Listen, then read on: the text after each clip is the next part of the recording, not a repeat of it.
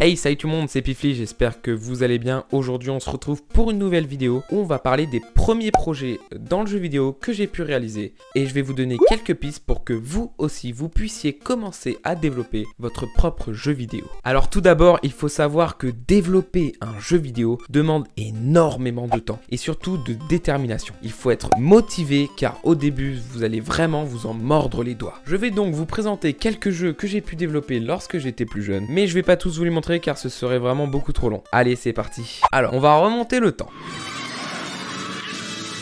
Me voici au collège, je décide alors de faire mon propre jeu vidéo. Ah, ce que j'étais con à l'époque. Pour moi, ce n'était pas si compliqué de faire un jeu vidéo. Mais je me suis vite rendu compte à quel point ce n'était pas à la portée du premier venu. Rien que de savoir par où commencer me faisait défaut. Mais j'ai vite fini par trouver le logiciel Scratch. Il permet aux personnes d'avoir une première approche de ce qu'est l'algorithmique. Dans Scratch, il n'y a pas de code, c'est que des blocs qu'on doit assembler afin de donner vie à une scène et animer des objets. Pour utiliser Scratch, rendez-vous dans la description et cliquez sur le lien. Maintenant, créez-vous un compte et vous pouvez commencer vos projets. Moi, je vais aller dans mes projets et je retrouve mon jeu, Conquête spatiale. On entre dans le projet et nous voici dans l'éditeur. À gauche, on peut voir tous les blocs qu'on peut utiliser, par exemple les instructions, les conditions, etc. Au milieu, c'est ce qu'on peut appeler le code, celui qu'on va créer, qui va nous permettre de mettre en scène le jeu. Et à droite, un rendu final de la scène et des sprites utilisés. Ici, le but du jeu est de réussir à ce que le vaisseau spatial atteigne la Terre tout en évitant les soleils ou étoiles et planètes. Sinon, on recommence au point de départ. Scratch est un bon outil pour commencer, mais je vous conseille plutôt le prochain éditeur. Alors, attendez la fin de la vidéo avant de commencer. Maintenant, on avance un petit peu dans le temps. J'arrive en seconde, début de l'option informatique, on commence à apprendre des choses un peu plus intéressantes. Et là, je fais la connaissance de Construct 2. C'est un outil permettant de réaliser des jeux 2D. Il est accessible et ne requiert pas de compétences en programmation, comme Scratch. Mais je vous le conseille par rapport à celui-ci, car il est déjà un petit peu plus poussé et permet de faire beaucoup plus de choses. Construct 2 est un logiciel gratuit. Il existe une version payante, mais la version gratuite suffit. De même, le lien pour télécharger Construct 2 se trouve dans la description. Une fois arrivé sur Construct 2, le logiciel se présente ainsi. À gauche, il y a les propriétés du projet, comme le nom, la version ou même les paramètres. Au centre, c'est votre scène, avec les différents layouts et les pages qui nous permettent de coder. À droite, il y a les librairies du projet, ainsi que tous les éléments graphiques ou autres utilisés dans le projet. De la même façon que pour Scratch, on utilise des blocs afin de réaliser des actions prédéfinies qui nous permettent de donner vie à notre personnage et à notre scène. Dans mon cas, j'ai réalisé un jeu se nommant The Labyrinth où le but est de réussir à venir à bout du labyrinthe souterrain. Un jeu facile à refaire, je vous le conseille. Si vous voulez commencer à développer votre jeu vidéo